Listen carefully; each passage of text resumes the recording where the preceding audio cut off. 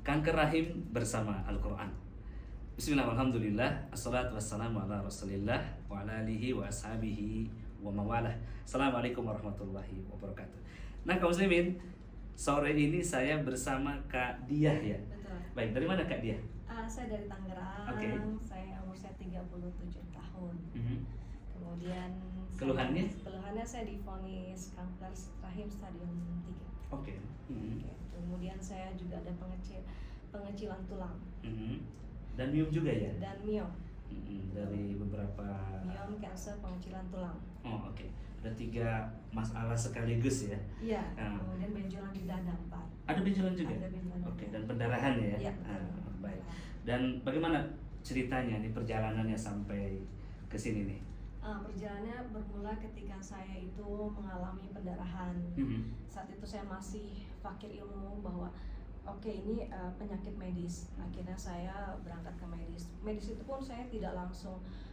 Saya berjalan dari 4 rumah sakit, 7 dokter objin, dan mereka semua sepakat bahwa saya ini kena miom. Bahwa solusi terbaik adalah pembedahan rahim dan mengangkat benjolannya itu. Nah, dan di situ saya mengiyakan dan sangat-sangat berharap kesembuhan. Ustaz. Nah, qadarullah ketika saya setelah dioperasi, dibedah rahim saya dengan pengorbanan materi, waktu, sakit, semua hal. Nah, itu saya tidak mendapatkan harapan saya.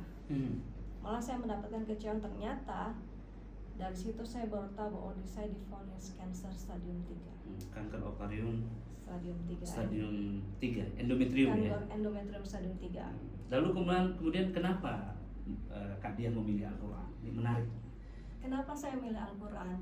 Ketika saya itu divonis oleh dokter objin, saya dirujuk ke rumah sakit ternama di mana itu spesialis kanker. Nah, ketika saya itu di sana, saya tuh merasa Ustadz, saya itu diminta ditekan, dikasih tahu secara medis bahwa sakit kamu ini tidak ada kata lain selain pengangkatan rahim. Saat itu saya menolak, tapi beliau ini berkata bahwa tolong realistis, tolong pakai akal sehatnya sendiri, bahwa saat itu bisa, tapi jangan melakukan sesuatu yang mustahil. Saat itu saya cuma dikasih pilihan 2, hidup sehat dengan angkat rahim, atau saya hidup menderita rahim sampai akhir hayat saya. Subhanallah. Dan saya tidak ingin dua-duanya. Ketika saya diangkat rahim, saya berpikir apakah itu selesai sampai di situ? Karena ketika saya operasi dan saya itu menyesal sekali, saya nggak dapat kesembuhan di sana. Penyakit itu seperti malah berpindah ke tempat yang lain. Dan saya berpikir, nauzubillah, kalau misalnya itu dipindah ke organ yang lain kemudian diangkat, mau sampai kapan saya? Gitu. Dan akhirnya saya ya dianggap mungkin hilang akal, hilang apa, karena saya menolak. Saya bilang itu, dia bilang jangan percaya hasil. Saya bilang saya punya Tuhan yang bisa menyelesaikan masalah dengan cara yang mustahil. Jadi ibu tertantang untuk mengambil Al-Quran itu. Tertantang. Ketika di rumah sakit, saya itu masih hanya saya bilang enggak dokter. Saya keluar pintu rumah sakit, saya bilang, ya Allah, aku menagih janjimu. Ya Allah, Engkaulah yang maha menyembuhkan. Engkaulah Tuhannya Nabi Ayub yang menyembuhkan penyakit yang tidak ada sebelumnya, tidak ada kesudahannya. Buat sakit saya ini tidak ada apa-apa dengan Nabi Ayub. Nabi Ayub bisa kau sembuhkan, apalagi saya. Dan saya meminta janjinya Allah, tolong yakinkan saya pada janjimu. Tolong tutup telinga saya dari suara-suara kemusahan tentang keagunganmu. Dari situ saya mulai mencari bahwa seperti saya hanya punya Allah. Dari perjalanan ini saya juga banyak hilang teman. Saya dianggap hilang akal. Saya dianggap tidak memakai otak untuk memilih hal ini, untuk memilih terapi ini. Kemudian dari situ saya mulai mencari pengobatan satu persatu, dari mulai Tribun Nabawi ya. Kemudian dari medis saya sudah kecewa. Kemudian akhirnya saya menemukan sepertinya sakit saya ini ada hal lain yang mengakari. yang membuat ini semua muncul. Bukan cuma sakit, cancer selesai. Ini saya ingin cari akarnya, dan disitu saya melihat sepertinya ada yang salah dengan diri saya, ada dosa yang belum diistighfarin, ada hati yang masih terlalu nyaman untuk makhluk lain bertengger di dalamnya. Kemudian saya mulai perjalanan mencari ruqyah satu persatu, sehingga akhirnya saya mengenal rehab hati. Saya meneliti, saya mencari tahu, dan saya merasa saya perlu mencoba ini. Oke. Dan bagaimana progresnya setelah ada berapa pertemuan ya kalau saya ingat? 2 atau 3 pertemuan. 2, 3. Bagaimana itu progresnya? Progresnya ketika saya datang, saya masih membawa keraguan. Saya cuma minta Ustadz, tolong yakinkan saya di dalam keraguan saya yang terkadang muncul, bahwa saya bisa sembuh dengan Al-Quran. Kemudian saya datang dengan segala keluhan saya. Alhamdulillah Allah menghentikan pendarahan saya. Pertama pendarahannya berhenti. Dan berhenti.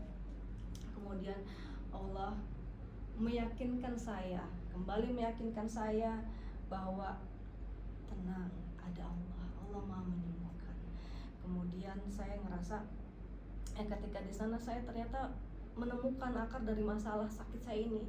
Ternyata akarnya itu ada di hati saya yang merasa selama ini terlalu sombong untuk mengakui dosa-dosa saya, terlalu sombong untuk mengakui kesalahan saya. Saya menyalahkan faktor eksternal, bahwa apa yang terjadi yang tidak sesuai dengan harapan saya itu salah orang lain. Itu saya durhaka dengan orang tua saya kufur nikmat dengan Allah, dan saya menemukan kesalahan saya di situ. Ibu menemukan bahwa akarnya adalah gejolak psikis. Betul. Di dalam emosi, di dalam jiwa ibu, yang kemudian dikendarai setan ya. Tapi sepertinya ibu tidak pernah ada kesurupan ya, hanya batuk-batuk nampaknya, betul? Alhamdulillah. Karena saya sebelumnya ada diskus juga, saya banyak bertanya sebelum kelas dimulai, bagaimana itu sebenarnya proses kesurupan itu. Ternyata bahwa saya menemukan jawaban, setan itu makhluk yang sangat kecil. Betul, lemah, kecil, bahwa mereka tuh sebenarnya tidak berkuasa. Betul. Kesurupan itu sejujurnya saya rasakan ketika terapi terakhir. Saya itu sudah ingin mau melempar meja, mendang meja. Itu kalau Ustaz tahu, saya sampai menggenggam saya dengan kuat bahwa jangan melakukan hal yang membukan dirimu. Jangan bodoh, karena jangan hilang akal karena setan.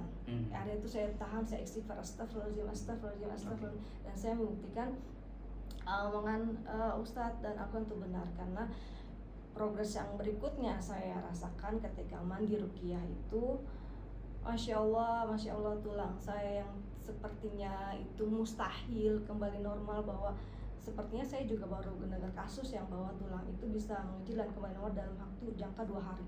Dan itu saya rasain. Kemudian itu mungkin kalau orang bicara sama saya pun masih masa sih gitu. Tapi saya ngerasain tuh saat saya ketika saya mandi air ruqyah itu perlahan tulang tangan saya membesar, rahang pipis saya membesar, tulang pinggul saya membesar satu persatu, bahkan tadinya pinggul kanan dulu, hari berikutnya pinggul kiri. Masya Allah, Allah menunjukkan dirinya, Allah menunjukkan kebesarannya itu ketika saya sakit dengan kesembuhan yang mustahil. Barakallah. Dari penekanan, dari tekanan, kemudian muncul challenge untuk membuktikan kekuasaan Allah, akhirnya rahim ibu selamat. Alhamdulillah Allah itu menepati janjinya. Alhamdulillah Al-Quran itu sangat menenangkan jiwa saya, bahwa dan ketenangan itu adalah kesembuhan yang sesungguhnya. Betul, the true healing. Lalu kemudian kesan dan pesannya nih untuk muslimah out there ya, yang di luar sana. Saya tuh pengen berbicara bahwa ketika kita atau seseorang yang dititipi takdir kanker seperti saya, jangan putus asa, karena kita punya Tuhan yang maha besar, yang bisa menyelesaikan hal yang mustahil dengan ketidakmustahilan pula. Tuhan kita itu Tuhannya Nabi Ayub, yang menyembuhkan sakit yang tidak ada sebelumnya, tidak sebelumnya.